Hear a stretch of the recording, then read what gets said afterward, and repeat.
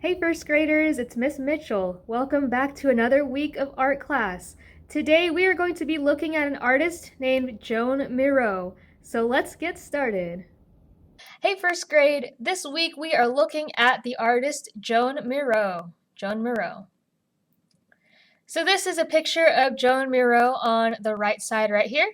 He lived from 1893 until 1983, and he was from Spain. Spain is this red country on the map right here. I know it's really small to see. So Joan Miro began to draw when he was around 7 to 8 years old.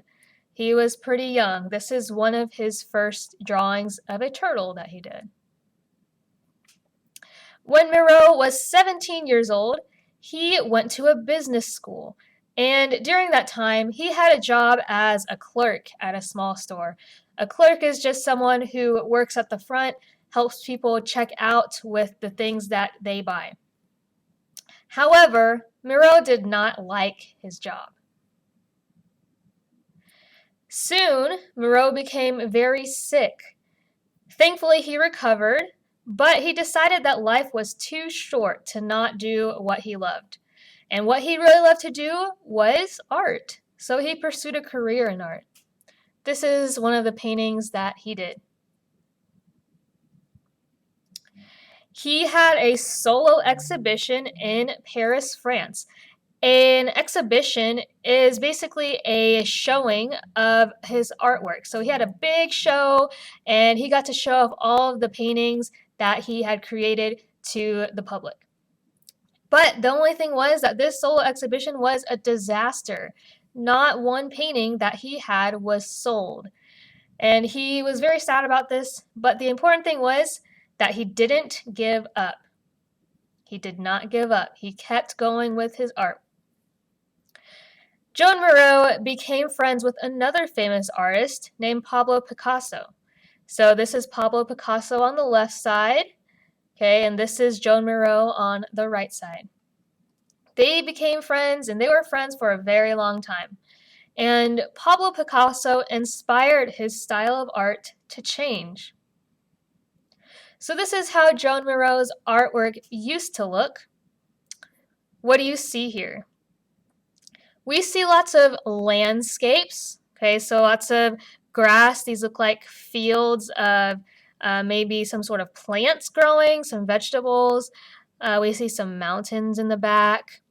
Okay, same with this. This looks like a village. Okay, there's some houses there, also growing some sort of plants. So that's how his style of art used to look. And this is how his style of art changed. You can see a big difference between how his style of art changed. He started to use lots of bright colors, and he started to use just simple lines and shapes, such as the sun, the moon, and the stars. Okay, everything looks very much simplified. His work was no longer very realistic. Again, this is some more of his artwork that he created later on. Lots of simple lines and shapes, once again. Instead, his art was much more abstract. Okay, abstract means that it does not look very realistic. Abstract means it's made up of a bunch of lines and a bunch of shapes. All right, let's make some art. Let's make some art. We'll put that to the side. So I want you to grab some paper, grab whatever kind of paper you have. I'm going to be using blank white paper here, but if you have just regular old wide ruled paper like this, notebook paper, you can use that. Use whatever you have, okay? I have my paper here. I'm also going to put this to the side. We're going to be using this in just a second. I'm going to explain what it is. You are also going to need to get out some sort of drawing utensil. And normally we like to draw with what? A pencil. We like to start out with a pencil and some sort of eraser.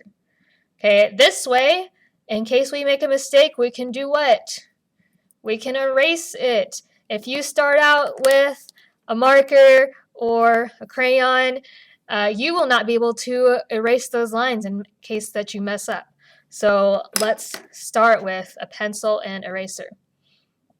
Now, I am going to be starting with a marker only because it's easier for you guys to see on the screen.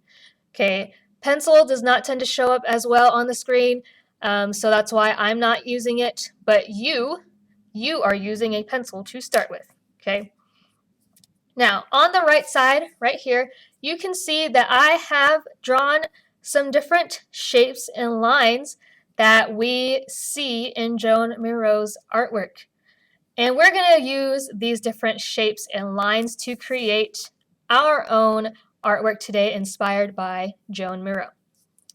The way that this is going to work is I want you to pause this video.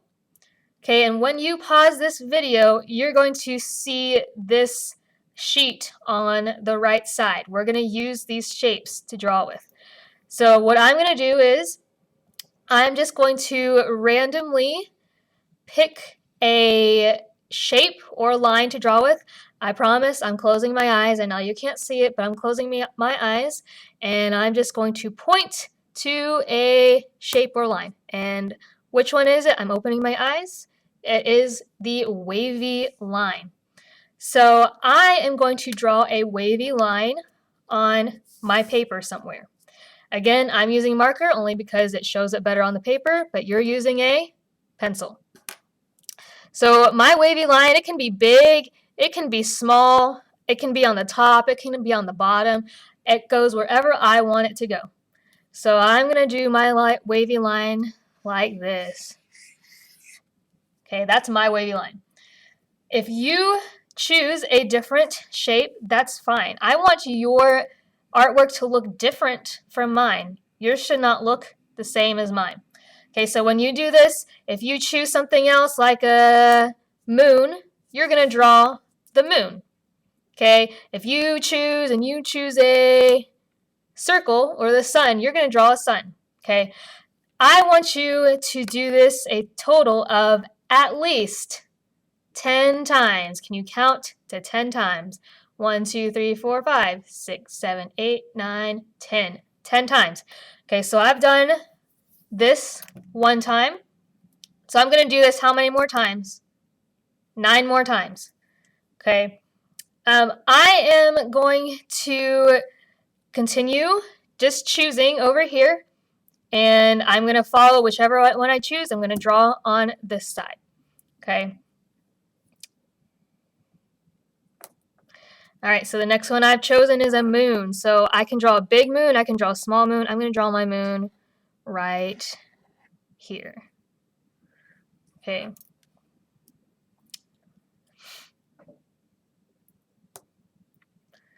Next one I've chosen is a star.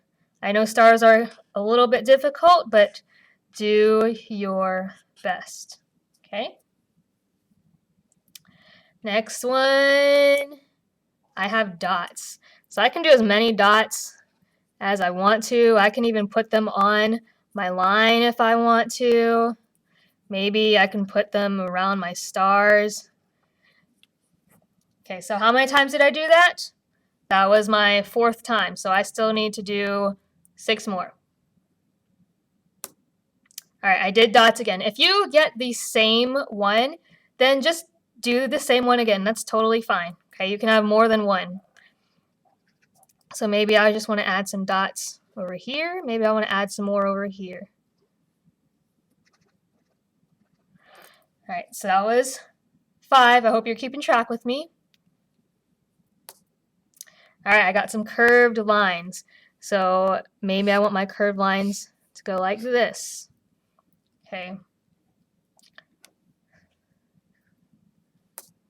Okay, I got another moon.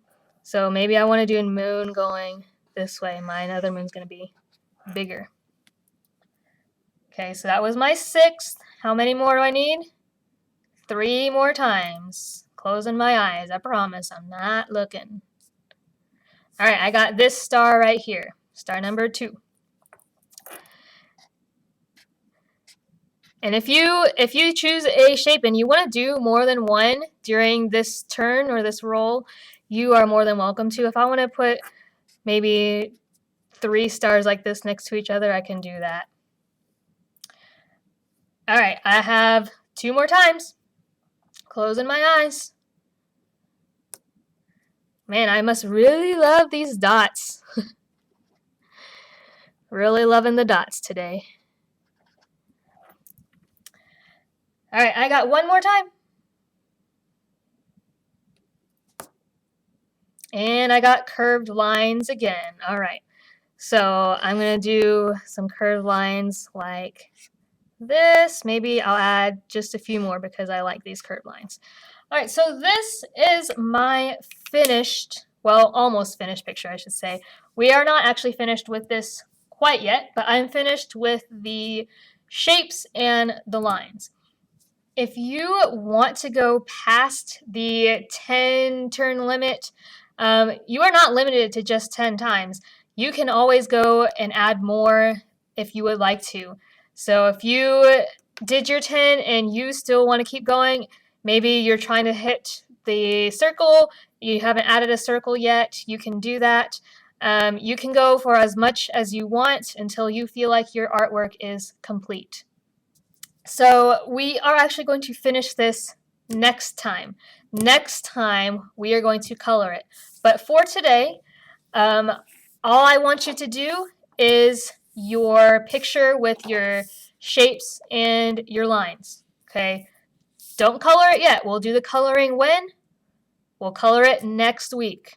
Okay? So for this week, once you have finished drawing your shapes and your lines on your paper 10 times, I want you to take a 5-second video of your artwork.